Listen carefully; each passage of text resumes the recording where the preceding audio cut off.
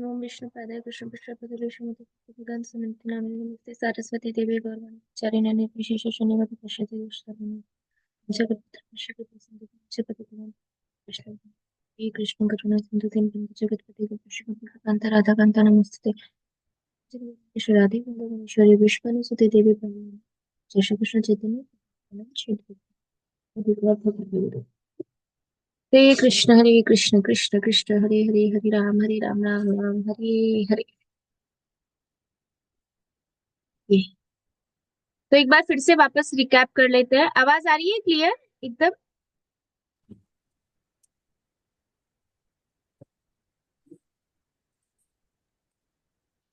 आवाज क्लियर है? हरे मेरी आ कृष्ण रही माता है? जी, प्रणाम। हरे कृष्णा। लेट आई देवर्षि कृषांगी दोनों लेट।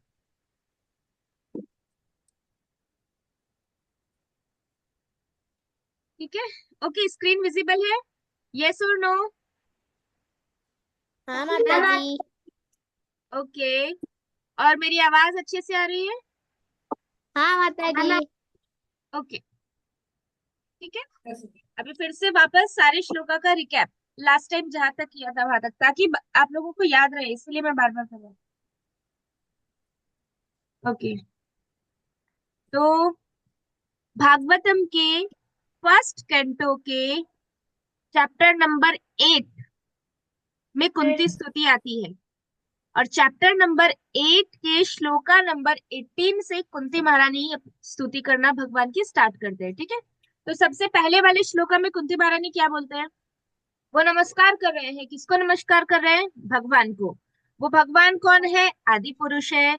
वो भौतिक जगत के तीनों गुणों के परे है, और वो अंदर भी है और बाहर भी है, लेकिन फिर भी जो लोग भक्त नहीं है उनको भगवान दिखते नहीं है। ये फर्स्ट श्लोका में बोला है। उसके बाद दूसरी श्लोका में माया के बारे में बताती है कुंती महारानी। क्या बोल रही है? कि भगवान अपने आप को अपनी माया से ढक लेते हैं। कैसे ढक लेते हैं? कि जैसे कोई ड्रामा कर रहा है तो वो ड्रामा करते टाइम दूसरे कपड़े पहन लेता है और हमको लगता है अरे ये तो यही व्यक्ति है। जैसे मूवीज में होता है या तो ड्रामा में होता है, कोई कुछ बनता है तो हमको हमको लगता है अरे ये यही व्यक्ति है। वैसे ही भगवान क्या करते हैं? अपने आप को माया से ढक लेते हैं, जिस वजह से जो मूर्ख लोग होते हैं वो भगवान को देख नहीं पाते। ठीक है। तो ये दूसरा श्लोक था। अभी याद रखना, मैं हर बार एक सारी श्लोक रिवाइज करवा रही हूँ। उसके बाद तीसरा श्लोका, थर्ड श्लोका में कुंती महारानी क्या बताती है? कि ठीक है मूर्ख लोग तो आपको नहीं देख पाते हैं, लेकिन जो लोग आपके बहुत बड़े भक्त हैं, जो परमहंस है, उन लोगों के लिए आप भौतिक जगत में आते हैं। क्यों? ताकि आप ऐसे लोगों को भक्ति दे सके। लेकिन मैं आपको नहीं जान सकती क्योंकि मैं कौन हूं? एक स्त्री। ऐसा बोलती है कुंती महारानी। उसके बाद फिर कुंती महारानी भगवान को अलग अलग नामों से संबोधित करती है। अलग अलग नाम भगवान के। भगवान को कृष्ण बोल रही हैं, वासुदेव बोल रही हैं, देवकी के पुत्र, वृंदावन के ग्वाल बालों के बालक, गोविंद, ये सब नाम से बोल के भगवान को नमस्कार करती है। फिर उसके बाद वाला जो श्लोका है वो किसके बारे में? कमल के बारे में। तो कुंती महारानी भगवान के चार चीजों को कमल के समान बताती है। कि भगवान के जो नेत्र है वो कमल के समान है, भगवान की नाभि कमल के समान है, भगवान के चरण में कमल बने हुए हैं, और भगवान ने कमल की माला धारण की हुई है। फिर उसके बाद कुंती महारानी बताती है कि आपने माता देवकी को और मुझे और मेरे पुत्रों को बहुत सारी प्रॉब्लम्स में से बचाया है। फिर वो गिनवाती है कि देखो देवकी को आपने कैसे बचाया। पहले देवकी को बता रही है। वो बोलती है कि माता देवकी को कंस ने जेल के अंदर डाल दिया था और उनको बंद करके रखा था, तो उनको बहुत सताया था।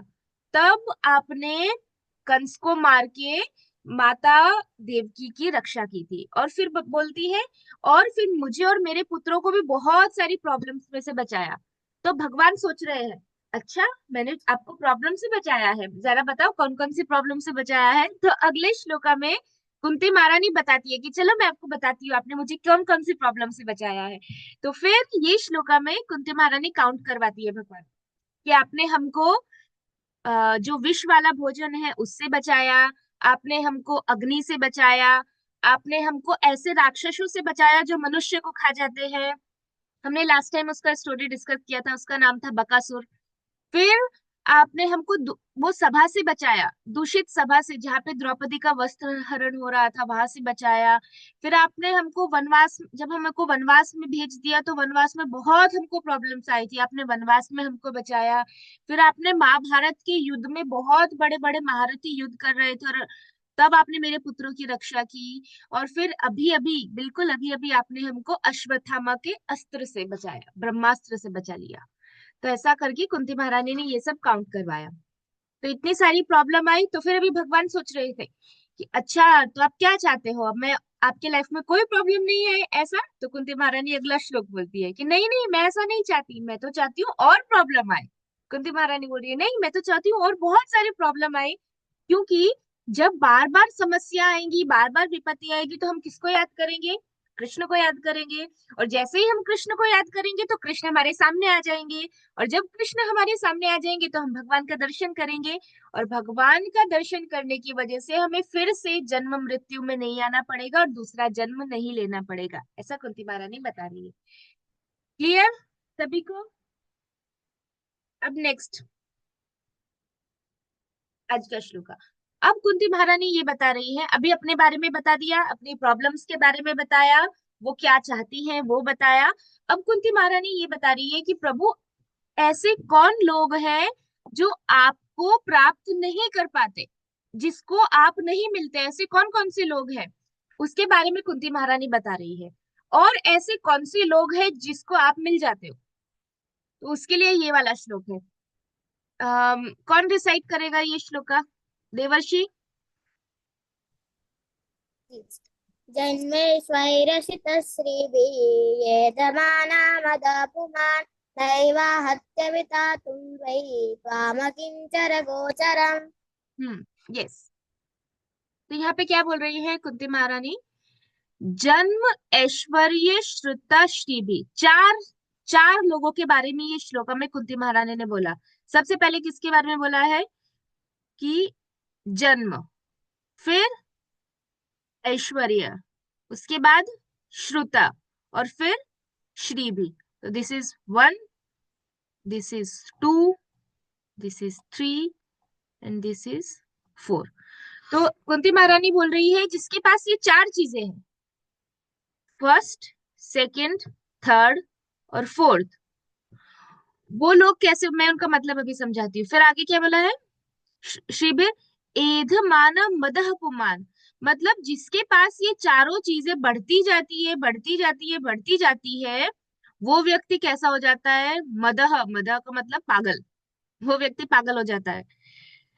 और पुमान मतलब मनुष्य, यहाँ किसी पशु की बात नहीं कर रहे, किसकी बात कर रहे हैं? मनुष्य। तो जिस मनुष्य के पास ये सारी चीजें बढ़ती जाती है या बहुत सारी होती है, वो व्यक्ति कैसा हो जाता है?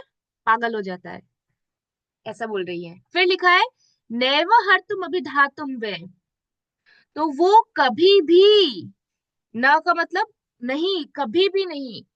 फिर लिखा है नैव हर्तुम अर्हति, अर्हति मतलब वो कभी भी भगवान आपकी कृपा का पात्र नहीं होता, ऐसा बता रहे हैं। लेकिन फिर आगे क्या बोला है? त्वाम अकिंचन गोचरम, त्वाम मतलब आप, अकिंचन मतलब ऐसे लोग जिसके पास ये चारों चीजें नहीं है। देवर्षि, तुम एआई कंपेनियन बंद करो। फिर क्या लिखा है? कि त्वम अकिंचन, अकिंचन मतलब वो लोग जिसके पास कुछ भी नहीं है, जिसके पास ये चारों चीजें नहीं है, उसको बोला गया है अकिंचन। तो जो लोग अकिंचन है, उसमें क्या लिखा है? त्वाम अकिंचन गोचरम, गोचरम मतलब वो आपको बहुत आसानी से प्राप्त कर लेते हैं। तो फिर से मतलब समझते हैं, ठीक है? अब क्या बोल रही है कुंती महारानी? कि हे कृष्ण, आपको सबसे आसानी से कौन प्राप्त कर लेता है? जो अकिंचन होता है। अकिंचन मतलब जिसके पास कुछ भी नहीं है, जिसके पास धन नहीं है, जिसके पास कुछ भी नहीं है, ऐसा व्यक्ति आपको बहुत आसानी से प्राप्त कर लेता है। लेकिन कौन आपको प्राप्त नहीं कर पाता? जिसके पास अच्छा जन्म है। अच्छा जन्म मतलब जो बहुत बड़े कुल में जिसने जन्म लिया है, बहुत बड़े बड़े राज। रेवती, तुम क्या कर रही हो, हंस रही हो? ठीक है। तो जिसका जन्म बहुत अच्छे कुल में होता है। दूसरा क्या बोला है? ऐश्वर्य, जिसके पास बहुत ऐश्वर्य होता है, बहुत धन होता है, ऐसा व्यक्ति। तीसरा क्या बोला है? श्रुता, श्रुता मतलब जिसके पास बहुत ज्ञान होता है। जो लोग सोचते हैं अरे हमारे पास तो बहुत ज्ञान है, हमने सारे वेद पढ़ लिए, उपनिषद पढ़ लिए, और उसको अपने ज्ञान का बहुत घमंड होता है, तो ऐसे लोग। और फिर लास्ट में क्या बोला है, श्री भी, जो बहुत सुंदर होता है। तो जो लोगों के पास अच्छे कुल में जन्म होता है, वो लोगों को बहुत घमंड होता है कि देखो हम तो इतने बड़े परिवार में हमारा जन्म हुआ है, हमको भगवान की जरूरत नहीं है। जिन लोगों के पास बहुत धन होता है, वो भी क्या सोचते हैं कि हमारे पास तो धन है, हम क्यों भगवान की पूजा करें। तो ऐसे लोग भी भगवान के पास नहीं जाते। फिर बोला है जिनके पास बहुत शिक्षा होती है, वो लोग भी क्या सोचते हैं कि ठीक है, हमारे पास सारे वेद उपनिषद हमने सब पढ़ा है, हमको अलग से कुछ भगवान की भक्ति करने की जरूरत नहीं है। और जिन लोगों के पास बहुत सुंदरता होती है, वो भी क्या सोचते हैं, अरे हम तो कितने सुंदर हैं, तो उनको अपनी सुंदरता के ऊपर घमंड रहता है। तो ये चार चीजें जिसके पास होती है, वो व्यक्ति ये चार चीजों की वजह से कैसा हो जाता है, पागल हो जाता है। और वो मनुष्य भगवान को प्राप्त नहीं कर पाता। लेकिन आगे बोल रही है, लेकिन जिन लोगों के पास कुछ भी नहीं होता, कृष्ण जो बहुत गरीब होते हैं, अकिंचन होते हैं, वो आपको प्राप्त कर लेते हैं। क्लियर, मतलब समझ आ गया श्लोका का, कि चार लोगों को भगवान नहीं मिलते हैं, और एक तरह के लोगों को कुंती महारानी बोल रही है कि उनको भगवान बहुत जल्दी से मिल जाते हैं। ओके, राधा रानी माता मीनिंग, मीनिंग रीड करो। हे हे प्रभु, आप सरलता से प्राप्त होने वाले हैं, लेकिन केवल उन्हीं के लिए जो भौतिक दृष्टि से अकिंचक है। जो सम्मानित कुल, ऐश्वर्य, उच्च शिक्षा तथा शारीरिक सौंदर्य के द्वारा भौतिक प्रगति के पथ पर आगे बढ़ने के प्रयास में लगा रहता है, वह आप तक एकनिष्ठ भाव से नहीं पहुंच पाता। यस, वही कुंती महारानी बोल रही है कि आपको बहुत आसानी से हमको कृष्ण मिल जाएंगे, लेकिन किसको मिलेंगे, जिसके पास कुछ भी नहीं है कृष्ण के अलावा। हमें तो ऐसा लगता है कि हमारे पास लक्ष्मी है, हमारे पास हमारी फैमिली भी है, हमारे पास ये है, हमारे पास वो है, हम तो इतने स्टैंडर्ड में पढ़ते हैं, हमें ये आता है। लेकिन यहाँ कुंती महारानी क्या बोल रही है, जिसके पास कुछ भी नहीं है, वो उसके पास कृष्ण के अलावा कुछ नहीं है, तो वो बहुत जल्दी कृष्ण को प्राप्त कर लेता है। लेकिन जो व्यक्ति सोचता है अरे मुझे तो अभी और बहुत पैसा चाहिए, अरे मुझे तो अभी बहुत आगे पढ़ना है और पढ़ाई करनी है, जो बोलते हैं अरे मुझे तो बहुत अच्छे अच्छे मेकअप करना है ताकि मैं और सुंदर बन जाऊं, मुझे सुंदर बनना है ठीक है, ऐसा जो जो लोग ये सब ट्राई करते हैं, वो लोग भगवान को प्राप्त नहीं कर पाते। क्यों? क्योंकि उनका मन दूसरी चीजों में लगा रहता है। इसीलिए हमारा मन किस में लगना चाहिए, कुंती महारानी बोल रही है जिसका मन सिर्फ कृष्ण में है और किसी चीज में नहीं है, वो ही कृष्ण को प्राप्त कर सकते हैं। ठीक है, हो गया ये श्लोक क्लियर। अब नेक्स्ट।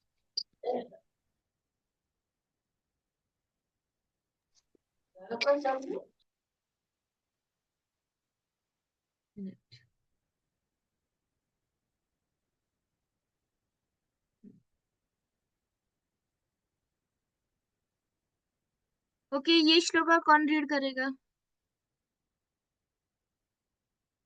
माता जी मैं रुक्मिणी रीड करूं। करो। नमो किंचन वित्ताय। हम्म। माता जी मैं रीड करूं। लक्ष्मी, हाँ रुक्मणी तुम कर पाओगी या मैं लक्ष्मी को बोलूं? माता जी मैं कर लूंगी। कर लो तो करो। लक्ष्मी तुम मीनिंग रीड करना, उसका जो ट्रांसलेशन है ना वो। बोलो रुक्मणी, चलो।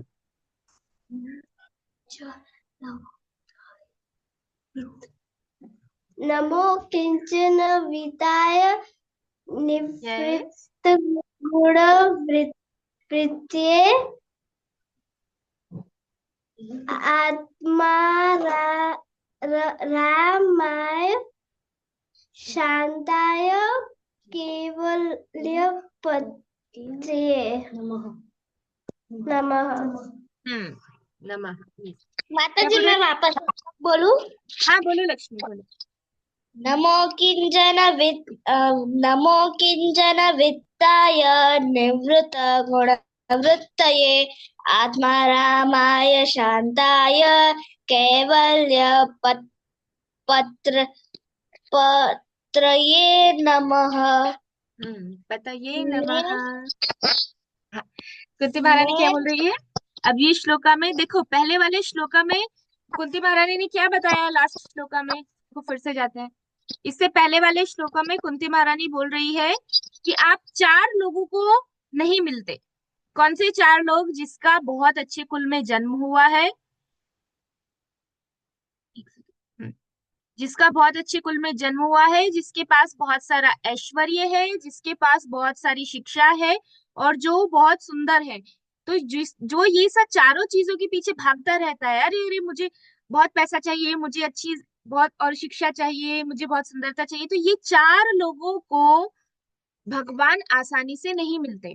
लेकिन लास्ट में क्या बोल रही है कुंती महारानी? त्वाम अकिंचन गोचरम। अकिंचन का मतलब क्या होता है? जिसके पास कुछ नहीं है। ठीक है, जिसके पास कुछ भी नहीं है उसको अकिंचन बोलते हैं। तो उसको उसको कुछ भी चाहिए तो वो किसके पास जाएगा? उसके भगवान के पास। उसके पास सिर्फ भगवान है।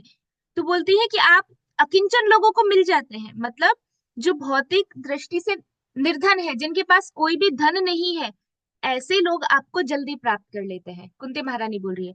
अब यही चीज वो निर्धन निर्धन भक्तों के बारे में अगले श्लोका में बोल रही है। इसमें उन्होंने एक बार बता दिया, अब वो फिर से यही चीज अगले श्लोका में बता रही है। अब ये श्लोका में क्या बोल रही है कुंती महारानी? हम्म, कि नमो अकिंचन वित्ताय। नमो का मतलब मैं आपको नमस्कार करती हूँ, भगवान को नमस्कार कर रही है। और फिर नमस्कार करने के बाद क्या बोल रही है? अकिंचन वित्ताय, मतलब ऐसे लोग जो कैसे हैं? अकिंचन है। फिर उसके बाद क्या बोला है? निवृत्त गुणवृत्तये, मतलब जो भौतिक निवृत्त, मतलब जो किसी भी काम में लगे हुए नहीं है कि मुझे ये करना है, ये करना है, अभी चलो जॉब पे जाना है, अभी ये करना है, वो करना है, वो करना है, बहुत सारे काम होता है ना हमको। तो वो बोल रहे हैं कि जो किसी भी काम में नहीं लगे हुए, सिर्फ भगवान की भक्ति में लगे हुए हैं, ऐसे लोगों को बोला गया है निवृत्त यहाँ पे। ठीक है। उसके बाद बोला है गुणवृत्तये। गुणवृत्तये का मतलब क्या है? गुण गुण मतलब जो भौतिक जगत के जो गुण है, वो गुणों में जो भी कार्य आते हैं वो ऐसे कोई कार्य नहीं करते, तमोगुण का कार्य नहीं करते, रजोगुण का कार्य नहीं करते। तो इस तरह के जो लोग हैं, कुंती महारानी बता रही है। ठीक है। फिर आगे बोलती है कि आत्मा रामाय, वो लोग एकदम संतुष्ट रहते हैं। एकदम जब माला करते हैं तो सिर्फ उनको कौन याद आते हैं? कृष्ण याद आते हैं उनको। माला करते टाइम प्रसाद याद नहीं आता उनको। ऐसा नहीं होता अरे मुझे नींद आ रही है, चलो मैं जल्दी से दो माला करके सो जाती हूँ। या फिर अरे आज तो मम्मा ने ये प्रसाद बनाया है तो आज तो मुझे प्रसाद लेना है जाके हम। हरे कृष्ण और प्रसाद, हरे कृष्ण गुलाब जामुन, हरे कृष्ण हरे ऐसा ऐसा नहीं करते हैं। वो जब चैंटिंग करते हैं तो वो एकदम संतुष्ट रहते हैं। सिर्फ वो सोचते हैं कि हम भगवान का नाम ले रहे हैं, भगवान की सेवा कर रहे हैं, इसीलिए वो अच्छे से भगवान का भजन करते हैं। फिर लिखा है शांता है, वो एकदम शांत रहते हैं। फिर उसके बाद लिखा है कि केवल्य पतये नमः, मतलब केवल्य पतये नमः का मतलब यहाँ पे क्या बताया कि ऐसे लोग जो अद्वैतवादी है। अद्वैतवादी का मतलब कैसे भी आप लोगों को मैं समझाऊं? जो मानते हैं कि भगवान और भगवान की शक्ति एक ही है, बस ऐसे हमको समझना है। जो ऐसा मानते हैं, जो भगवान में और भगवान की शक्ति में भेद नहीं करते, उनको अद्वैतवादी बोलते हैं। और फिर लास्ट में क्या बोलती है? नमः, मतलब मैं नमस्कार करती हूँ। तो ये सारी चीजें उन्होंने भगवान को बोली। अब हम एक बार मीनिंग समझते हैं, फिर वापस श्लोका समझेंगे। कौन मीनिंग कौन रीड करेगा? जिसने रीड नहीं किया अभी तक कुछ भी, किसने रीड नहीं किया? माता जी कृषांगी। मैंने किया। कृषांगी। बोलू। माता जी मैंने नहीं किया। किसने? माता जी कृषांगी। मैंने भी नहीं किया। ओके, तो मैं दो बार मीनिंग रीड करवाती हूँ, एक बार कृषांगी से और एक बार नव्या से। दोनों ने भी एक बार भी रीड नहीं किया ना, चलो कृषांगी रीड करो, फिर नव्या रीड करेगी। मैं निर्धनों के धन स्वरूप आपको नमस्कार करती हूँ। आपको प्रकृति के गुणों के कार्य तथा कारण से कोई सरोकार नहीं है। आप आत्मा आत्मतोष के अथवा आत्मा ने आप परम शांत तथा अद्वैताद्य से स्वामी केवल यह पति है। हम्म। यस। अब नव्या तुम रीड करो।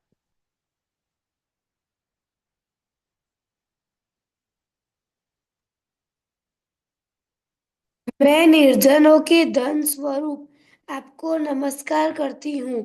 आपको प्रकृति के गुणों के कार्य तथा कारण से कोई सरोकार नहीं है। आप आत्मतुष्ट है। एत एत एव आप परम शांत तथा अद्वैतवादियों के स्वामी है। हम्म। ओके। अब कुंती महारानी ये श्लोका में स्टार्ट किस वर्ड से कर रही है? नमो। मतलब मैं नमस्कार करती हूँ। लास्ट में भी कौन सा वर्ड आया है? नमः। वहां पे भी नमस्कार कर रही है। मतलब वो श्लोका के स्टार्टिंग में भी नमस्कार लिखा है उन्होंने, और लास्ट में भी वो भगवान को नमस्कार कर रही है। एक मिनट। ठीक है। अब यहाँ पे वो बता रही है, हमने अभी मीनिंग देखा था, नमो मतलब वो भगवान को नमस्कार करती है। ठीक है। उसके बाद कौन सा वर्ड आया है? अकिंचन। अकिंचन मतलब जिनके पास पैसा नहीं है, और वित्ताय मतलब जिनके पास पैसा है, ऐसा। तो यहाँ पे क्या बोल रही है कि प्रभु, जो निर्धन लोग हैं जिनके पास कुछ नहीं है, उनका धन कौन है? आप है। तो मैं आपको नमस्कार कर रही हूँ, नमो। मैं आपको नमस्कार कर रही हूँ क्योंकि ऐसे निर्धन लोग जिनके बारे में कुंती महारानी ने अभी पिछले श्लोका में बोला कि जिन लोगों के पास, जो लोग निर्धन है उनको आप मिल जाते हैं, तो फिर भगवान सोच रहे होंगे कि अच्छा, निर्धन लोगों को मैं मिल जाता हूँ, तो निर्धन लोगों के पास फिर धन कौन सा है? उनके पास क्या कोई भी धन नहीं है? तो कुंती महारानी बता रही है, नहीं नहीं, ऐसा नहीं है प्रभु, आप उनके धन है। जो निर्धन लोग हैं उनका धन कौन है? आप है। फिर आगे क्या बोल रही है कि और आप कैसे हैं? अब भगवान के बारे में बता रही है। निवृत्त गुणवृत्त है। आप क्या है कि आपको भौतिक गुणों से, भौतिक कार्यों से कोई लेना देना नहीं है। आप ये सब के परे हैं। फिर क्या बोल रही है? आप कैसे हैं? आत्मा रामाया। आत्मा रामाय मतलब संतुष्ट।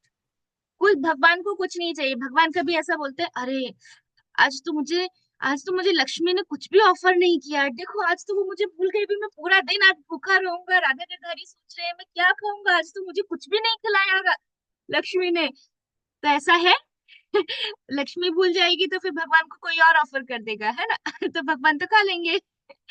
तो भगवान कैसे है यहाँ पे? आत्मतुष्ट है। लेकिन जो बहुत अच्छे अच्छे भक्त होते हैं ना, जब हम बहुत अच्छे भक्त बन जाएंगे, बड़े हो जाएंगे और भगवान की बहुत अच्छे से भक्ति करेंगे, तब भगवान ऐसा भी करते हैं अपने भक्तों के साथ कि जब भक्त उनको नहीं खिलाते हैं, तो फिर भगवान भूखे रह जाते हैं, और फिर भगवान याद कराते हैं, अरे मैं सुबह से भूखा हूँ, मुझे खिलाया नहीं है अभी तक। देखो, ऐसी एक स्टोरी किसकी आती है? सनातन गोस्वामी की। सनातन गोस्वामी के पास कोई लक्ष्मी नहीं था, कुछ नहीं था, और उनके साथ उनके भगवान थे, विग्रह थे, मदन मोहन जी। तो वहां पे सनातन गोस्वामी रूखी रोटी खाते थे, और वो नमक, उनके पास नमक भी नहीं था, घी भी नहीं था, सब्जी भी नहीं थी, गुलाब जामुन, रसगुल्ले, भजिया, पकोड़े, दाल चावल कुछ नहीं था। उनके पास क्या था? सिर्फ रूखी रोटी। और सनातन गोस्वामी बोलते थे कि प्रभु इतना अच्छे से भजन करते थे तो भगवान उनसे बहुत प्रेम करते थे। तो वो रूखी रोटी बनाते और भगवान को खिलाते, तो भगवान खाते। फिर एक दिन भगवान ने बोला कि सनातन गोस्वामी को कि तुम कम से कम मुझे थोड़ा नमक तो दे दो, तुम मुझे बिना नमक की रोटी खिला रहे हो, सब्जी भी नहीं है, अचार भी नहीं है, कुछ भी नहीं है, घी भी नहीं है, थोड़ा नमक तो दे दो।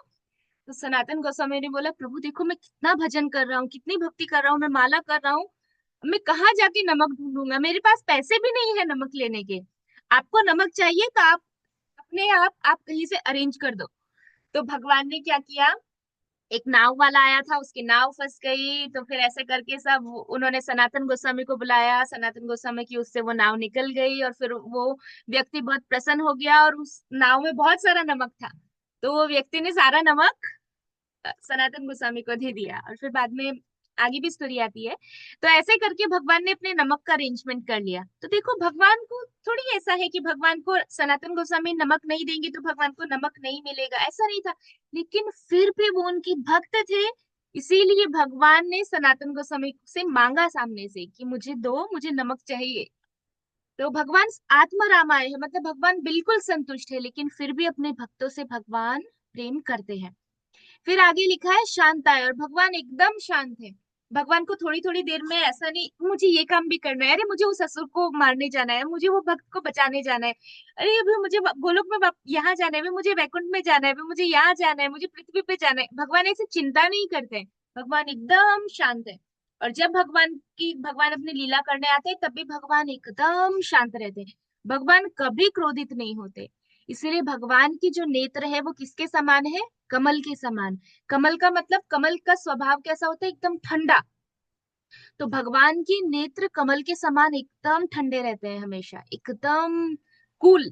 इसीलिए भगवान कभी भी गुस्सा नहीं होते। भगवान को देखो, कितने सारे असुर ने भगवान को कितना कुछ बोला, तो भी भगवान हमेशा स्माइल करते हैं, है ना। हमेशा भगवान स्माइल करते हैं। जबकि बाकी सभी डेमीगॉड्स, देवी देवताओं को देखो, किसी को कुछ भी बोलते हैं तो भगवान क्या हो जाता है? वो सब देवी देवता गुस्सा हो जाते हैं। इसकी कोई स्टोरी याद है किसी को कि जहाँ पे देवी देवता गुस्सा हुए हो और भगवान बिल्कुल गुस्सा नहीं हुए हो? ऐसी कोई स्टोरी माता कोई जी, ऐसी? ऋषि हो ऐसा तो। हाँ बोलो। माता जी, जब इंद्र ने जब भगवान छोटे थे तब उन्होंने गोवर्धन की पूजा की थी, तब इंद्र ने क्रोध में आके बहुत बारिश की थी और भगवान हाँ भगवान को कोई फर्क नहीं पड़ा था। हाँ हाँ, देखो तब भी, उस टाइम भी इंद्र कितना क्रोधित हो गया था कि अरे इन्होंने गोवर्धन को उठा लिया, मैं बारिश नहीं कर पा रहा हूँ, ऐसा। ये एक एग्जाम्पल है। फिर और एग्जाम्पल है, भागवतम में आता है भृगु मुनि का। कि एक बार भृगु मुनि ने ऐसा सोचा, सभी ऋषि मुनियों ने भृगु मुनि को बोला कि आप जाओ और आप देखो कि ब्रह्मा, विष्णु और महेश तीनों में से सबसे बड़ा कौन है। तो सबको कंफ्यूजन था कि ब्रह्मा जी बड़े हैं या विष्णु बड़े हैं या शिव जी बड़े हैं। तो भृगु मुनि ने बोला ठीक है, मैं जाता हूँ और चेक करके आता हूँ। तो भृगु मुनि सबसे पहले गए ब्रह्मा जी के पास। अभी ब्रह्मा जी जो है वो भृगु मुनि के पिता होते हैं। तो ब्रह्मा जी आराम से बैठे हुए थे, भृगु मुनि वहां गए और भृगु मुनि ने जाके उनको प्रणाम नहीं किया। तो जब उनको प्रणाम नहीं किया तो ब्रह्मा जी तो गुस्सा हो गए कि अरे मेरा पुत्र है और मुझे प्रणाम नहीं कर रहा है। तो उनके आंखों में क्रोध आ गया। लेकिन फिर भी ब्रह्मा जी, थोड़ा उनको याद आया, कोई बात नहीं, मेरा पुत्र है, उसने गलती की है तो मैं उसको माफ कर देता हूँ। ऐसा करके उनका क्रोध आया, लेकिन आंखों तक आया ऐसे। फिर उसके बाद वो गए शिव जी के पास। फिर उन्होंने शिव जी को जाके, मतलब ब्रह्मा जी को उन्होंने कुछ भी नहीं बोला था, लेकिन बिना बोले भी ब्रह्मा जी को क्रोध आ गया। फिर वो शिव जी के पास गए। तो शिव जी के तो वो भाई जैसे होते हैं भृगु मुनि। तो शिव जी तुरंत खड़े होके आए और उनको आलिंगन करने लगे। तो भृगु मुनि बोले छी छी छी छी, दूर हटो, तुम तो गंदे हो, नहाते नहीं हो। तुम तो देखो तुम्हारे गले में ये सब क्या डाला हुआ है, तुम तो शमशान में रहते हो, मैं एक ऋषि मुनि हूँ, मैं सतोगुण में रहता हूँ, तुम तो देखो कैसे तामसी को, दूर हटो मुझसे। ऐसा करके उन्होंने शिव जी को दूर हटा दिया। तो जब उन्होंने ऐसा बोला तो शिव जी को क्रोध आया। तो शिव जी को भी क्रोध आ गया उस समय। भृगु मुनि के बोलने के बाद उनको क्रोध आया। फिर भृगु मुनि को लगा नहीं, अभी मैं विष्णु के पास जाता हूँ। तो भगवान विष्णु आराम से शयन कर रहे थे, और भृगु मुनि जाते हैं और जोर से उनकी छाती में लात मारते हैं। इतनी जोर से पैर मारते हैं कि तुरंत भगवान ऐसे उठते हैं। और भगवान, देखो ब्रह्मा जी को तो मारा नहीं था, सिर्फ प्रणाम नहीं किया तो भी वो गुस्सा हो गए। शिव जी को भी मारा नहीं था, सिर्फ बोला था, बोलने से वो क्रोधित हो गए। लेकिन भगवान विष्णु को तो जोर से मारा उन्होंने, फिर भी भगवान विष्णु बिल्कुल क्रोधित नहीं हुए। और भगवान विष्णु उठे, उन्होंने भृगु मुनि के चरण दबाए और कहा कि मेरी कठोर छाती पे लग के आपके पाँव में चोट तो नहीं लगी? सोचो, भगवान भगवान ऐसा बोले। और तब भृगु मुनि को तुरंत ऐसा हुआ कि मैंने बहुत बड़ा अपराध किया है। और सबसे परम कौन है? भगवान विष्णु। इसलिए भगवान हमेशा कैसे रहते हैं? शांत। भगवान कभी गुस्सा नहीं होते। फिर आगे क्या बोल रहे हैं? केवलीय पतये नमः।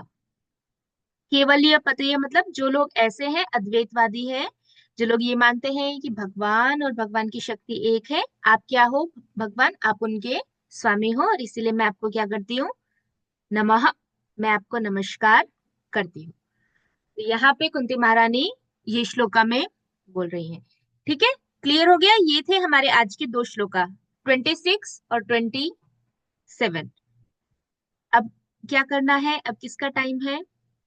Story time. Story time. Yes, अब स्टोरी टाइम। ये मैं इसको बंद कर देती हूँ। Stop sharing. ओके, तो आज की स्टोरी मैं पूछती हूँ किसी। आज की स्टोरी है सावित्री के बारे में। सावित्री सुनी है किसी ने? सावित्री की स्टोरी, फुल स्टोरी नहीं सुनी है तो बहुत अच्छी स्टोरी है। सुनी, थोड़ी थोड़ी सुनी है। थोड़ी थोड़ी सुनी है। और किसी ने सुनी है? मैंने सुनी। ओके, ठीक है। तो आज की स्टोरी सावित्री। आप लोग सोचते होंगे कि मैं हमेशा ये इतना सारा पहन के बैठी रहती हूँ क्योंकि यहाँ पे इतनी ठंड है। यहाँ ठंड अप्रैल में जाएगी, इसलिए तब तक मैं ऐसी ऐसी ही रहूंगी। ओके, ये स्टोरी टाइम अभी। तो आज की स्टोरी है सावित्री के बारे में। तो एक बार एक राजा थे, बहुत बहुत बड़े थे, बहुत धर्मात्मा राजा थे, धर्म के अनुसार चलते थे, सारे कार्य शास्त्रों के अनुसार करते थे। और उनका नाम था अश्वपति। तो उनको कोई भी संतान नहीं थी, लेकिन वो सभी प्राणियों से बहुत प्यार करते थे और अपनी प्रजा को भी बहुत प्यार करते थे, सब अच्छे से रहते थे। लेकिन बहुत वर्ष हो गए उनको कोई संतान नहीं थी, तो उन्होंने सोचा कि मैं तपस्या करूंगा। तो उन्होंने तपस्या करना स्टार्ट किया और 18 सालों तक, 18 वर्ष तक उन्होंने तपस्या की। और उन्होंने किसकी पूजा की थी उस टाइम? ब्रह्मा जी की पत्नी है जिनका नाम है सावित्री, जो भगवान की बहुत बड़ी भक्त है। ब्रह्मा जी की पत्नी सावित्री, उनको गायत्री से भी बोलते हैं, गायत्री नाम भी उनका है। तो उन्होंने उनकी पूजा की क्योंकि भगवान कृष्ण की बहुत बहुत बहुत बड़ी भक्त थी। तो भगवान कृष्ण की कृपा से उनको ये शक्ति मिली थी कि वो किसी जीव की इच्छा पूरी कर सकती है। तो उन्होंने सावित्री जी की 18 साल तक पूजा की। 18 साल के बाद जो सावित्री देवी थी वो उनके सामने प्रकट हुई और उन्होंने बोला कि तुम्हें एक बहुत सुंदर कन्या और बहुत शक्तिशाली तेजस्विनी कन्या उत्पन्न होगी। तो ऐसा ही हुआ। थोड़े टाइम में जो राजा थे अश्वपति, उनको एक पुत्री हुई और उन्होंने वो पुत्री का नाम सभी ऋषि मुनियों के साथ मिलके उन्होंने उसका नाम क्या रखा? सावित्री। क्योंकि उन्होंने इसकी पूजा की थी, सावित्री की पूजा की थी, इसीलिए उन्होंने अपनी पुत्री का नाम भी क्या रखा? सावित्री रखा। फिर जब वो हुई तो जितने भी संस्कार होते हैं वो सब संस्कार उन्होंने कंप्लीट किए। और फिर जो सावित्री थी वो धीरे धीरे बड़ी होने लगी। अभी सावित्री में सारे गुण थे, उनमें इतना तेज था, इतना तेज था कि वो जहां जाती थी वहां दूसरा सारा तेज कम हो जाता था, वो इतनी तेजोमयी थी। फिर उसके बाद जब वो थोड़ी बड़ी हो गई तो लोग उनको ऐसे बोलती थी कि ये कोई मनुष्य की पुत्री नहीं है, ये देवता की पुत्री है, ये देव कन्या है। वो इतनी अच्छी थी और उनमें सारे गुण थे। उनमें जो भी एक स्त्री में गुण होने चाहिए वो सारे गुण सावित्री के अंदर थे। वो एक अच्छी उनके माँ बाप जो बोलते थे वो करती थी। वो कभी धर्म के विरुद्ध कोई कार्य नहीं करती थी। उनमें शांति से बात करना, लज्जा, पतिव्रता, ये सारे के सारे गुण सावित्री के अंदर थे। तो ये देख के उनके पिता को बहुत चिंता हुई कि अभी मेरी पुत्री इतनी अच्छी है, तो ऐसा कौन सा राजा होगा जिससे मैं अपनी पुत्री का विवाह करवा पाऊंगा? उसके योग्य कोई राजा मुझे दिख नहीं रहा है। तो ऐसा उन्होंने बहुत राजा ढूंढे ढूंढे ढूंढे ढूंढे, लेकिन उनको कोई भी नहीं मिला। फिर लास्ट में उन्होंने अपनी पुत्री को बोला कि तुम जाओ, सभी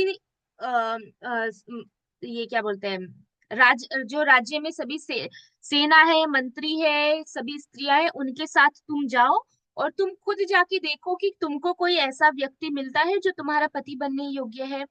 क्योंकि सावित्री बहुत धर्मात्मा स्त्री थी, वो कभी धर्म के विरुद्ध नहीं जाती थी। इसीलिए उनके पिता ने उनको बोला कि तुम जाओ और ऐसा वर देखो। अभी कलयुग में हमको ऐसा नहीं बोल सकते हैं किसी को, क्योंकि अभी तो कलयुग में कोई धर्मात्मा नहीं है। कोई भी जाएगा, किसी को भी कोई भी किसी से भी विवाह कर लेगा। इसीलिए कलयुग में कौन करते हैं? पेरेंट्स करते हैं। तो पहले वो इतनी अच्छी स्त्री थी इसीलिए उनको भेजा। तो सावित्री गई, उन्होंने अपने माता पिता का आशीर्वाद लिया, भगवान को प्रणाम किया और प्रणाम करके वो अपने रथ में जाके बैठ गई। और फिर उन्होंने ढूंढना स्टार्ट किया कि उनको कोई ऐसा राजा मिलता है या नहीं मिलता है। तो वो उस तरफ घूमने के लिए गई। जैसे ही सावित्री उधर घूमने के लिए गई तो इस तरफ एक दिन राजा बैठे थे अपनी सभा में, तो नारद मुनि आए। जैसे नारद मुनि आए तो राजा जो अश्वपति थे उन्होंने उनको प्रणाम किया और सब भगवान के बारे में चर्चा की। तो फिर नारद जी ने पूछा ऐसा कि और आप बताइए आपके राज्य में कैसे है, आपकी संतान कैसी है, ऐसा। तो नारद मुनि जब ऐसा बोल रहे थे उसी समय वो जो कन्या थी सावित्री, वो घर पे वापस आ गई। तो जब वो वापस आई तो नारद मुनि ने उनको देखा और बोला कि अरे ये कन्या आपकी है। तो उन्होंने बोला हाँ। तो बोलते अरे ये तो बहुत बड़ी हो गई है, इसका विवाह आपको कर देना चाहिए। तो वो सावित्री बोली कि हाँ मैं देखने के लिए गई थी, मैंने एक व्यक्ति को देखा है और मैंने निश्चय किया है कि मैं उनसे ही विवाह करूंगी। तो उनके पिता ने बोला कि अच्छा हमको बताओ कि तुमको कौन सा राजा मिला है, तुम कौन से राजा से विवाह करने वाली हो, ऐसा करके उन्होंने पूछा। तो तब सावित्री बताती है कि आ, शाल्व देश के एक राजा है, राजा थे, अभी नहीं, वो पहले राजा थे अभी राजा नहीं है। उन्होंने बोला पहले वो राजा थे और वो राज्य करते थे, लेकिन फिर उसके बाद वो धीरे धीरे वो अंधे हो गए। और जब वो अंधे हो गए उस समय उनका पुत्र बहुत छोटा था।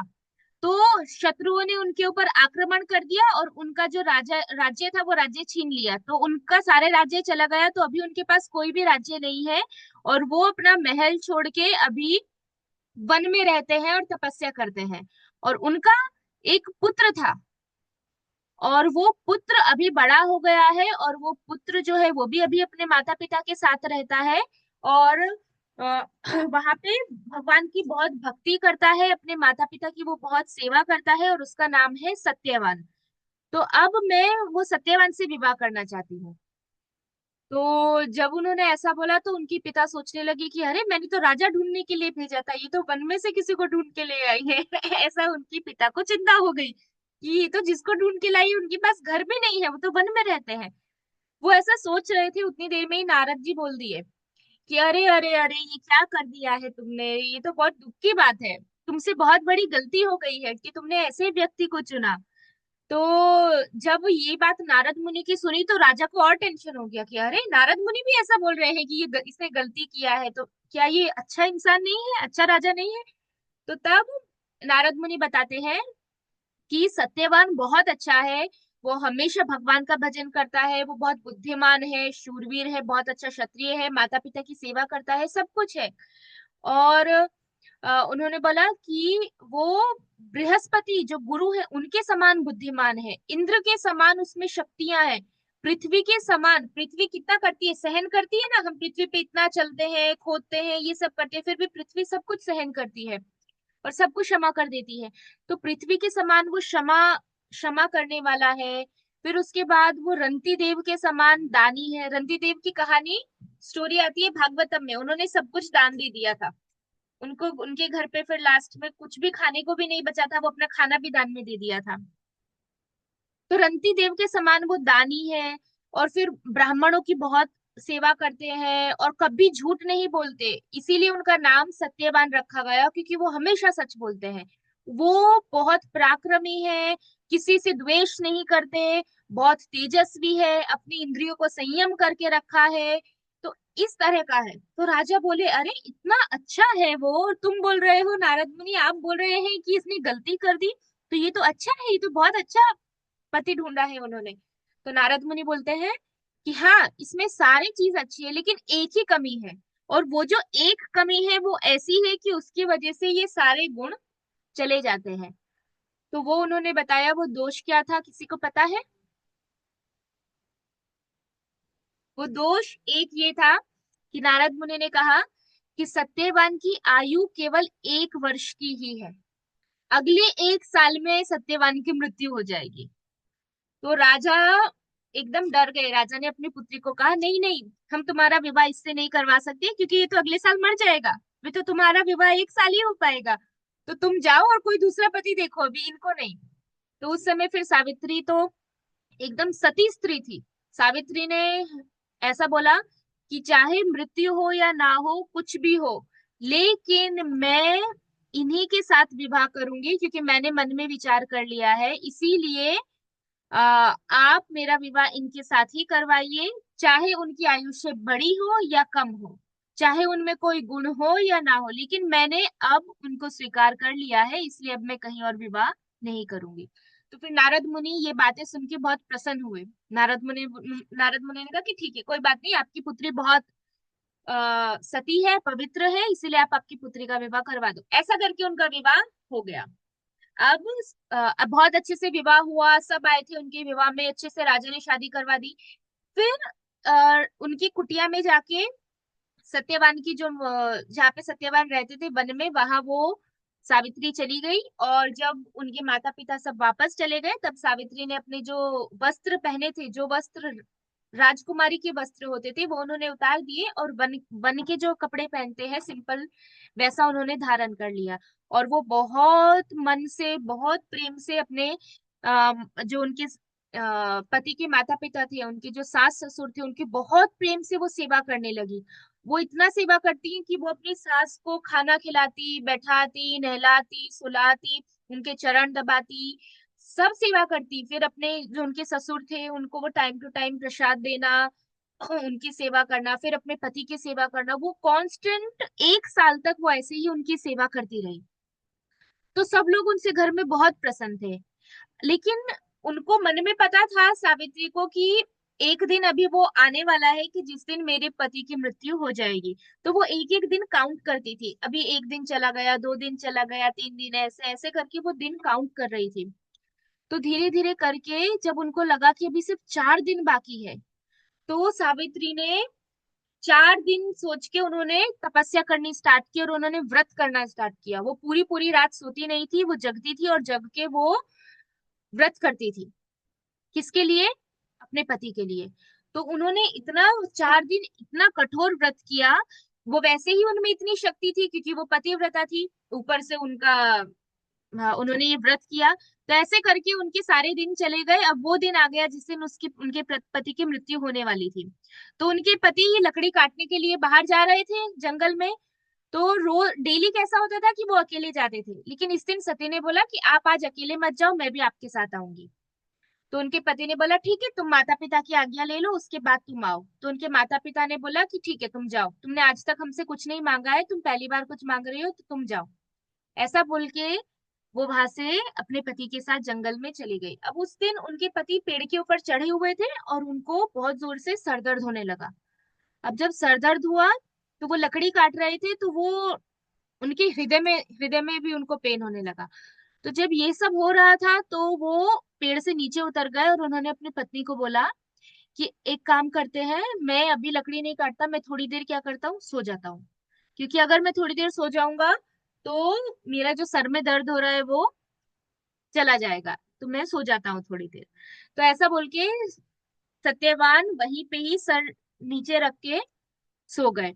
अब जैसे ही वो सोए, उनके सोते ही क्या हुआ, वहां पे कौन आ गए? यमराज आ गए। अब यमराज आए तो यमराज को देख के तुरंत सावित्री खड़ी हो गई। अब उसमें बताया कि यमराज कैसे थे। एक सेकेंड। हाँ, यमराज ने लाल रंग के वस्त्र पहने हुए थे, उनके माथे पे मुकुट था। और क्योंकि यमराज किसके पुत्र है, कौन बताएगा यमराज के पिता कौन है? किस देवता के पुत्र है यमराज? सोचो सोचो सोचो। सूर्य। यस, सूर्य। यमराज सूर्य के पुत्र है। और उनकी बहन कौन है?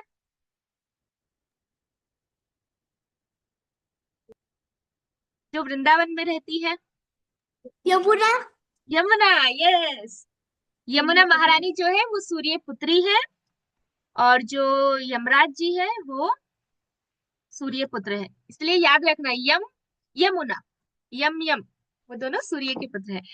तो उन्होंने, क्योंकि वो सूर्य के पुत्र थे इसलिए बहुत तेजस्वी थे। तो वो एकदम देख सावित्री ने देखा तो सावित्री को ऐसा हुआ, अरे ये कोई भयंकर, कोई भयानक यहाँ पे कोई व्यक्ति आ गया है। और ये देखिए वो तुरंत वहां पे खड़ी हो गई। तो जब उन्होंने देखा कि वो आए हैं, तो वो खड़ी हुई वहां पे और उनको प्रणाम किया। और उनके पति जो थे वो तो सो रहे थे बाजू में ही। फिर उसके बाद सावित्री ने पूछा, आप कोई देवता है क्या, आप यहाँ पे क्यों आए हैं? तो उन्होंने बताया, नहीं, मैं यमराज हूँ और मैं यहाँ पे तुम्हारे पति को लेने के लिए आया हूँ, क्योंकि अभी उनकी आयुष्य पूरी हो गई है, तो मैं उनको लेके जाऊंगा। तो सावित्री बोली कि अब सावित्री उनको क्या क्या बोलती है वो हम पढ़ेंगे, वो बहुत अच्छा बोलती है। सावित्री बोलती है कि हे प्रभु, मैंने तो सुना है जीवों को ले जाने के लिए आपके दूत आते हैं, आप स्वयं यहाँ पे क्यों आए हैं? क्योंकि हम देखते हैं ना, यमदूत लेने के लिए आते हैं, यहाँ पे यमराज खुद आए थे। तो यमराज बोलते हैं कि सत्यवान जो आपके पति है वो बहुत धर्मात्मा थे, इसीलिए दूत उनको लेने के लिए नहीं आए, मैं उनको लेने के लिए आया हूँ खुद। और ऐसा कह के यमराज ने क्या किया, सत्यवान के अंदर से सत्यवान की जो आत्मा थी उसको लिया और उसको बांध दिया, और फिर उसको बांध के वो ले जाने लगे। तो जब वो ले जा रहे थे, कौन सी दिशा में जा रहे थे? दक्षिण दिशा में। तो ये देख के एकदम सावित्री एकदम दुखी हो गई, यमराज के पीछे पीछे चलने लगी। तो यमराज बोले, अरे तुम्हारा समय नहीं है, तुम यहीं रहो, तुमको नहीं आना है, इसको लेके जाना है। तो सावित्री बोली कि नहीं नहीं, मैं तो अपने पति की सेवा करती हूँ, जहाँ पे मेरे पति जाएंगे वहीं पे मैं जाऊंगी, तो आप उसको ले जाओगे तो मैं भी पीछे पीछे आऊंगी। तो ऐसा बोल के सावित्री भी यमराज के पीछे पीछे जाने लगी। तो यमराज ऐसे पीछे देखते थे कि सावित्री आ रही है।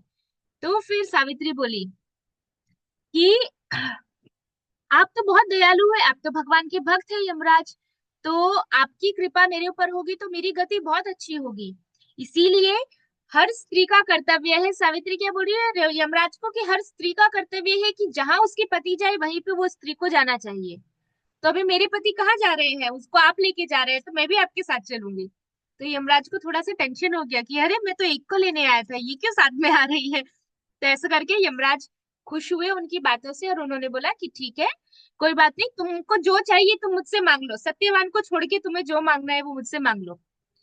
तो ऐसा सुनने के बाद सावित्री ने बोला कि ठीक है, मेरे जो ससुर जी है उनकी नेत्र नहीं है, तो उनके नेत्र वापस मिल जाए। तो यमराज ने बोला कि ठीक है, ऐसा ही होगा, जाओ तुम्हारे ससुर जो अंधे हो गए थे उनको वापस नेत्र मिल जाएंगे, अभी तुम वापस चली जाओ और यहाँ पे मत आओ। तो फिर सावित्री फिर भी यमराज के पीछे चलती रही। उन्होंने बोला कि अरे मेरे पति आपके साथ है तो मुझे कोई थकावट नहीं लगेगी, जहां ये रहेंगे मैं वहीं रहूंगी, मैं तो इनके साथ ही चलूंगी, और साथ में मुझे सत्संग मिल रहा है, आप इतने बड़े भक्त हैं तो मैं आपसे बात कर रही हूँ, तो आप मुझे धर्म का ज्ञान दे रहे हैं, और मेरे पति है यहाँ पे, तो मैं इस सत्संग को छोड़ के मैं कहाँ जा सकती हूँ, इसीलिए मैं कहीं नहीं जाऊंगी। तो यमराज बोलते, अरे तुमने तुमने बहुत अच्छी बात बोली है। ये तो यमराज को फिर से यमराज खुश हो गए, बोलते ठीक है, चलो अपने पति को छोड़ के दूसरा और कोई वरदान मांग लो। पहले एक वरदान दिया, फिर दूसरा दिया। तो सावित्री ने बोला कि मेरे जो ससुर जी का जो राज्य चला गया था, उनके शत्रुओं ने जो राज्य छीन लिया था, आप फिर से वो राज्य वापस दे दीजिए। तो यमराज बोले कि ठीक है, चलो मैंने ये भी पूरा कर दिया, अब तो तुम वापस चली जाओ। लेकिन सावित्री फिर भी वापस नहीं गई। सावित्री फिर भी कहाँ रही, यमराज के पीछे पीछे वो चलती रही। फिर सावित्री वापस बोली कि यमराज जी, आप तो सारी की सारी प्रजा का पालन करते हैं, इसीलिए तो हम आपको यम बुलाते हैं, और मैंने सुना है कि आप आपके मन से, आपकी वाणी से, आपके कार्यों से आप कभी भी किसी व्यक्ति के प्रति द्रोह नहीं करते, आप सब पे दया करते हैं, आप बहुत श्रेष्ठ पुरुष हैं, आप सनातन धर्म का पालन करते हैं, और आप सभी लोगों के साथ बहुत कोमलता से, प्रेम के साथ व्यवहार करते हैं, और दया करते हैं सभी लोगों पे ऊपर। तो यमराज जी फिर से खुश हो गए। तो यमराज जी बोल रहे हैं कि तुम्हारी बातें तो सब धर्म के अनुसार है, तुम अच्छा बोल रही हो, ठीक है, चलो अपने पति को छोड़ के कोई और वर मांग लो, एक और वर मांग लो। तो फिर सावित्री ने कहा कि मेरे पिता अश्वपति का कोई पुत्र नहीं है, क्योंकि पता है सावित्री के पिता को कोई संतान नहीं थी, तब उन्होंने 18 वर्ष तक किया, तो उनको तब एक पुत्री हुई, लेकिन कोई पुत्र नहीं था।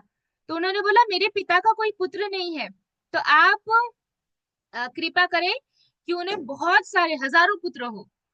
तो यमराज ने बोला कि ठीक है, जाओ, मैंने ये भी तुमको दे दिया, ठीक है, अब तुम बहुत दूर आ गई हो, अब तुम वापस चली जाओ। यमराज बोले। तो फिर वापस सावित्री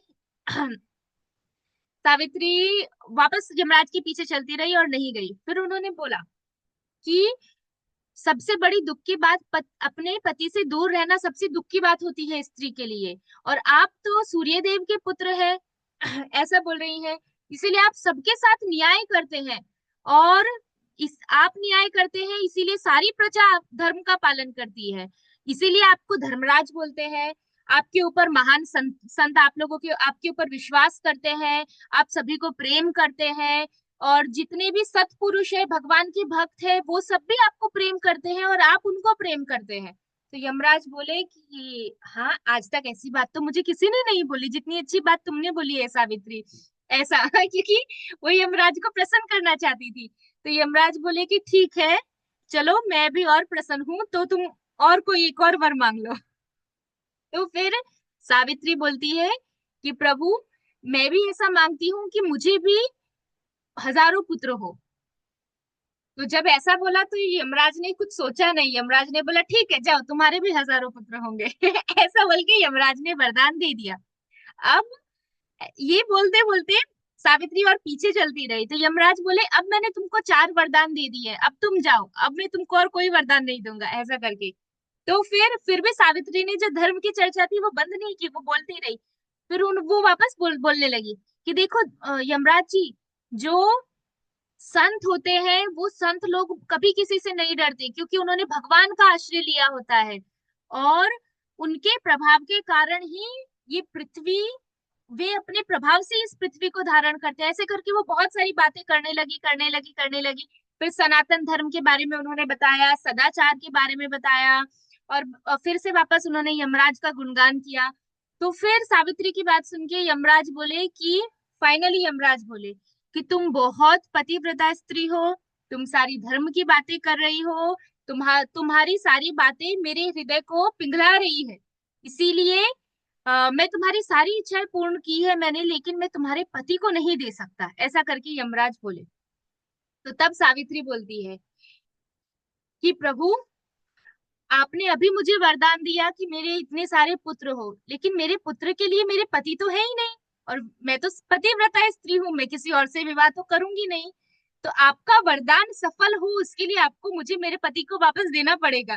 तो यमराज तो एकदम शॉक हो गए कि अरे ये मैंने कौन सा वरदान दे दिया। फिर उन्होंने वरदान दे दिया था, इसीलिए फिर यमराज ने बोला कि ठीक है, जाओ तुम तुम्हारे पति को ले जाओ, तुम्हारे पति की 100 वर्ष की आयु होगी, मैं वरदान देता हूँ, और तुम बहुत पतिव्रता स्त्री हो और बहुत बुद्धिशाली स्त्री हो, इसलिए तुम्हारी बुद्धि के कारण तुमने मुझसे ऐसे ऐसे वरदान मांगे कि तुम्हें सब मिल गया, तुम्हारे भाई मिल गए, तुम्हारे ससुर को राज्य मिल गया, उनको आंखें मिल गई, तुम्हारा पति वापस मिल गया, और उसकी लंबी आयु भी मिल गई। तो ऐसा करके फिर यमराज उनको वरदान देते हैं, और फिर यमराज यमराज उनको बोलते हैं, क्योंकि सावित्री बहुत पतिव्रता स्त्री थी, वो कभी धर्म के विरुद्ध नहीं जाती थी। देखो, धर्म के विरुद्ध जाना बहुत सारी चीजें होती है। हम भी जैसे देखो स्कूल में जाते हैं, टेम्पल में जाते हैं, बहुत सारी चीजें होती हैं जो हम अभी छोटे बच्चे हैं तो हमें फॉलो करनी है, जैसे मम्मा बोलती है वैसे करना है, क्योंकि छोटी छोटी चीजें जो हम फॉलो करते हैं वो सब धर्म में आती है।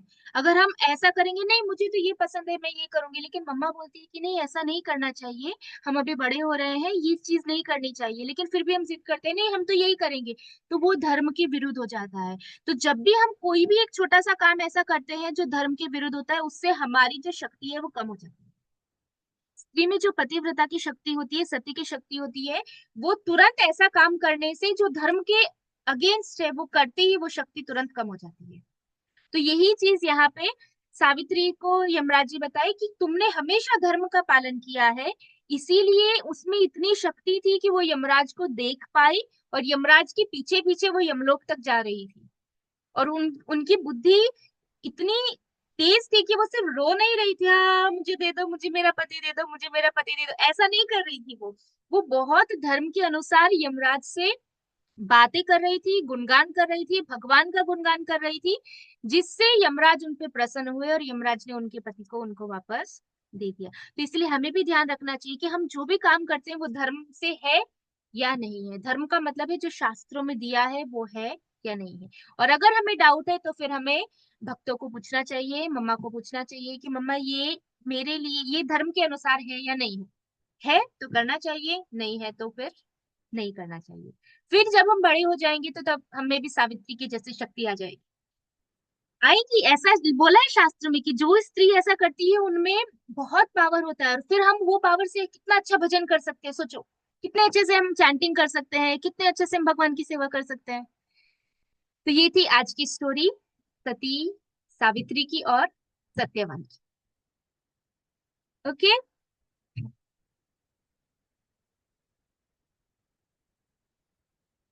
यहाँ पे आज मैं ये एंड करती हूँ।